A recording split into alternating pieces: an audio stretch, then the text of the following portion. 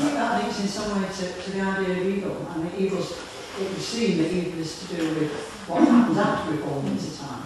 Yes. And whether it's evil in the sense that Eugene talked of it, or Eugene in the sense we normally understand it in our culture, is all to do with intention, isn't it? Yes. It's whether we're doing something for developmental reasons, which includes everybody, or whether it's for some sort of closing down reason and separating that other sense, but keeping everything out. But if you choose to focus on something, you are going to develop, aren't you? Yeah. You can't help that. And if you develop, you change yourself, which must change the world around you. So you can't separate off that developing itself and developing the field. So you can't actually separate yourself. Not actually. It's not possible really to separate. No. You might for the time being, and you have to be very careful with that, don't you? Because if you believe that you have the right to separate, you have if you separate for a purpose, and that's a conscious decision to separate for a purpose, but there is no actual separation because it's not possible to separate yourself from the centering field. What happens if you try to separate? The phone rings, somebody bumps into your car for you, don't they? You're simply brought back into time world. Well, you can have the illusion of that, because I remember you saying, Christ on the cross, saying, my God, why hast thou forsaken me? So he felt separate at that time. He felt it. Well, he wasn't. And it's the same in the story of the prodigal son as well. Isn't it? They go to the far point. Yes, he went as far as he could, didn't he? And then he remembered what he left behind. The prodigal son, Joan. We just keep talking about the prodigal son as a point of separation. This gives me an idea. When I was learning Kirsty Tantilton, everybody in the opera, because it's all the lead parts, they're fairly small, and I was the one that was invited to play a part there. And I made quite a few mistakes, and that made me feel absolutely horrified because everybody else knew it, and I was on the line, and the feeling of separation was absolutely awful. But what I learned about that was we're into a learning process, really, aren't we? In this business of devil or lie, or it was vile, absolutely vile, because I couldn't do it because the act, the last act was so difficult to see. It was but I realise now by what you've been saying that I learned a terrific lot, and I never forgot it. So I have a feeling, whatever mistakes we have, we learn a lot. It might be interesting at this point just to go on to the next bit of the story, which is about the difference between knowledge and wisdom. Would you like to do that? Oh, yes. Only quite a short section. Wisdom.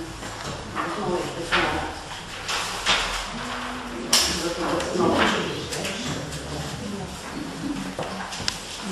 So what Lucifer says is, to the assembled ones, he says, take heart and let light be, for wisdom is greater than folly. We're on page 19, if you think. Wisdom is greater than folly, though folly give birth to wisdom.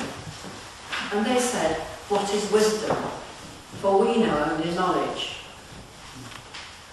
And usually he says, knowledge is a now moment, balanced precariously on a sword edge, between what has been and what will be.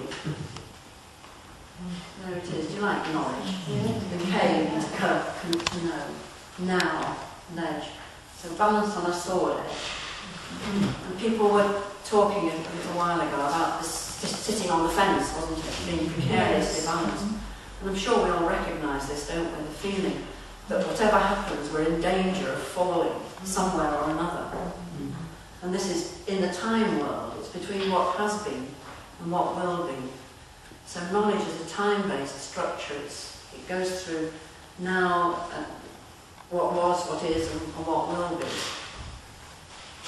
And it only holds for that moment. And you've got to fall off it and start again. Wisdom, he says, is in eternity. knowledge becomes empty in its moment of fullness. But wisdom is a full void, an M and an O, a mother of all things.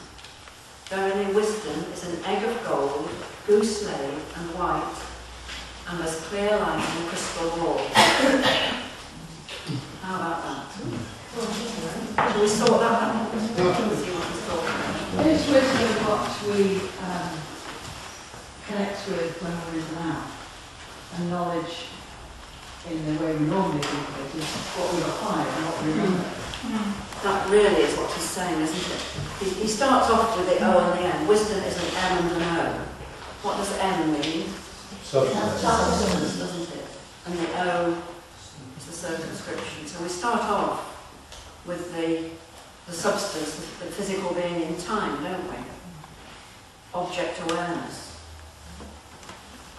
This M and O is the mother of all things. So we've got M-O-T-H-E-R, the mother of all things. What does that mean?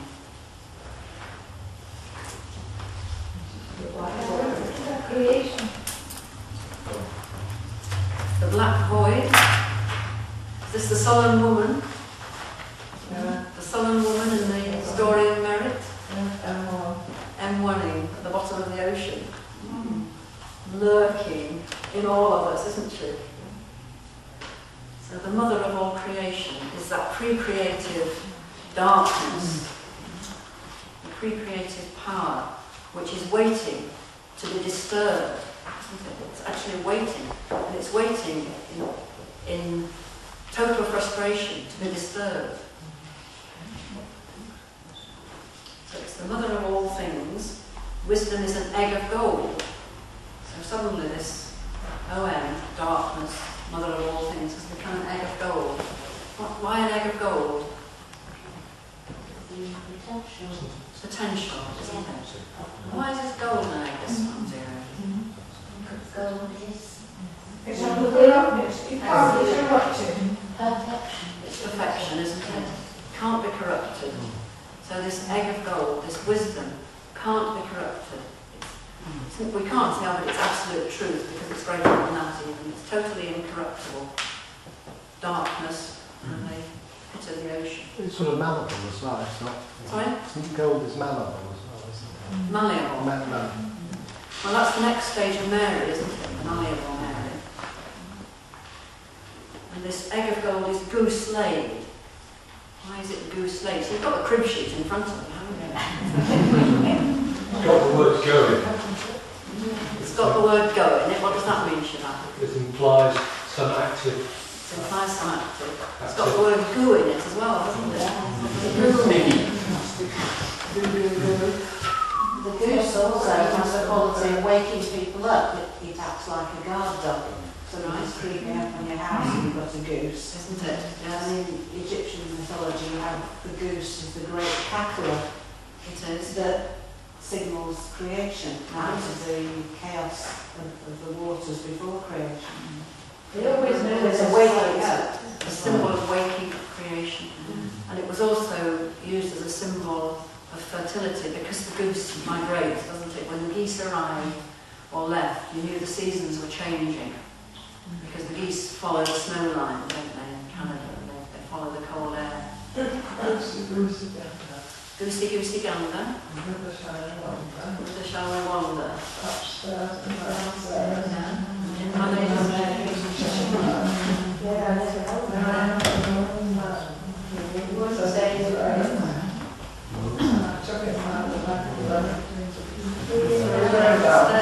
we all know goosey, goosey gander. What does all that mean? What does it all mean? Why does he go upstairs and downstairs in my lady's chamber? Yeah. Well, that implies fall for a start up and down. To me anyway. Right. And in my lady's chamber. Bit of hanky-panky then. Exactly. This is actually back to the solemn woman at the bottom of the ocean, isn't it? Yeah. He goes to find my lady where she is in her chamber. And is the next lady ancestral? Well, you can see it on any level, can't you? It's Lydia. Creative woman. On the left way. Yeah.